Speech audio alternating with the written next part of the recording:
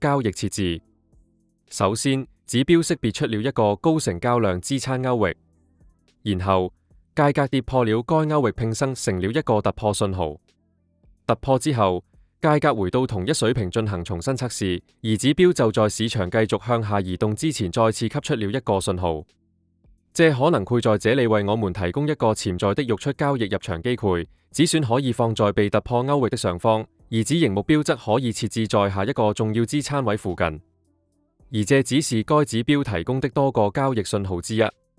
所以，在這個視頻中，我會詳細解釋這個指標究竟是如何工作的，並向你展示如何使用它的信號來尋找高概率的交易機會。請務必看到最後，因為我們會將它的所有功能結合起來，構建一個完整的交易策略。現在，讓我們打開 TradingView 並添加這個指標，點擊 Indicators 選項卡，然後搜索 High Volume Pivot Support and Resistance Zones， 選擇由 Big Beluga 創建的這個指標。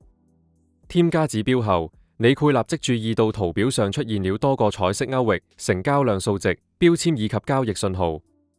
在整個視頻中，我會解釋這些元素各自代表什麼，以及在寄挖一筆交易時如何使用它們。讓我們先從支撐和阻力區域開始。乍一看，這可能像是一個普通的支撐和阻力指標，然而它有一個主要區別。大多數支撐和阻力指標只是識別擺動高點和擺動低點，然後在這些位置附近繪製水平線。而這個指標則更進一步，每當形成一個擺動高點或擺動低點時，指標船會分析與該樞紐點相關的成交量。只有當樞紐附近的成交量被認為具有顯著性時，才會創建一個區域。這意味着該指標試圖過濾掉較弱的市場波動，並專注於那些發生了更強買入或溢出活動的區域。當檢測到一個高成交量樞紐時，指標會在該區域周圍創建一個動態框，與該區域相關的成交量數值也會顯示在框的左側。為了了解成交量過濾器是如何工作的，請打開指標設置。在成交量驗證部分，我們有兩個重要設置。第一個是成交量移動平均線長度，默認設置為20。第二個是閾值倍數，默認設置為1。2. 該指標會將每個樞紐點的成交量與其成交量基準進行比較。只有當樞紐成交量超過所需閾值時，才會繪製支撐或阻力區域。因此，各小且不那麼重要的樞紐會被過濾掉，而指標則專注於高成交量區域。這些區域可能代表各大型市場參與者更強的參與。然而，識別高成交量區域只是這個指標的第一個功能。它船可以在活剔的支撐和阻力區域提供重新測試信號，在區域被突破時提供突破信號，在突破後提供重新測試信號，以及提供累計成交量差額信息，用於額外的交易確認。讓我們逐一查看每個功能。橙色框代表支撐區域，而藍色框代表阻力區域。你船應該注意每個框的邊界。當邊界顯示為實線時，表示該區域尚未被突破；當邊界變為虛線時，則表示價格已經突破了該區域。這樣就非常容易勾分當前仍然有效的水平和之前已經被突破的水平。我們要查看的第一個信號是標準區域重新測試信號。每當價格返回到一個已經識別出的支撐或阻力區域時，指標都可能顯示一個圓形信號。例如，這裡我們有一個高成交量阻力區域。當價格返回嚟測試這個區域時，指標會顯示一個藍色圓圈。藍色圓圈代表潛在的看跌反應。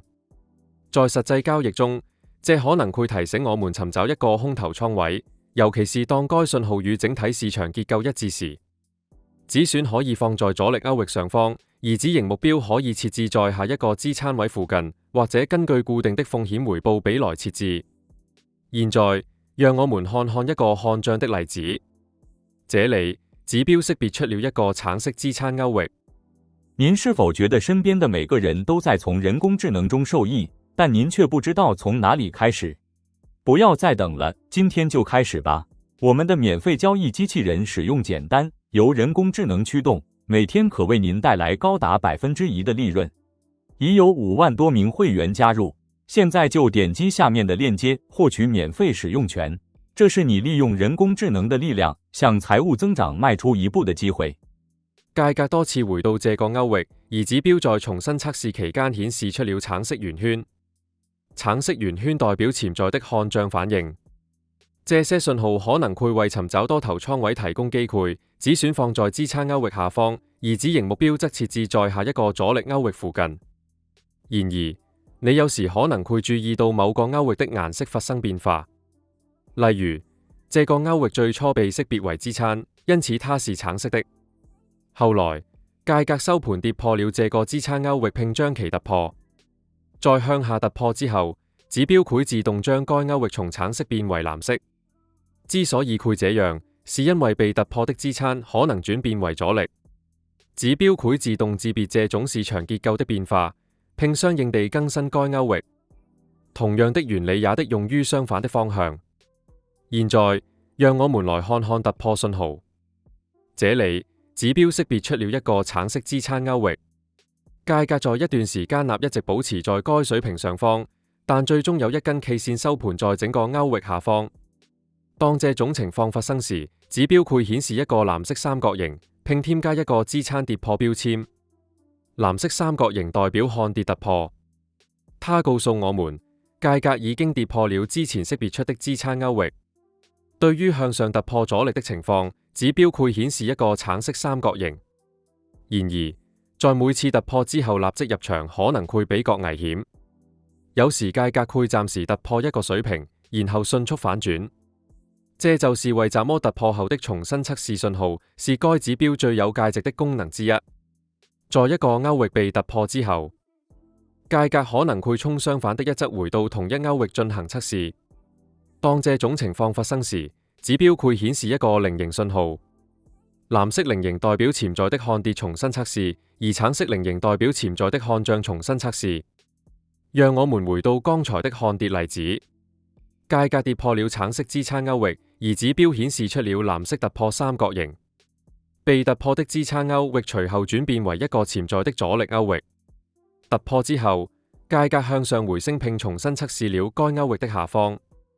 當重新測試 K 線收盤時，指標顯示出了一個藍色菱形。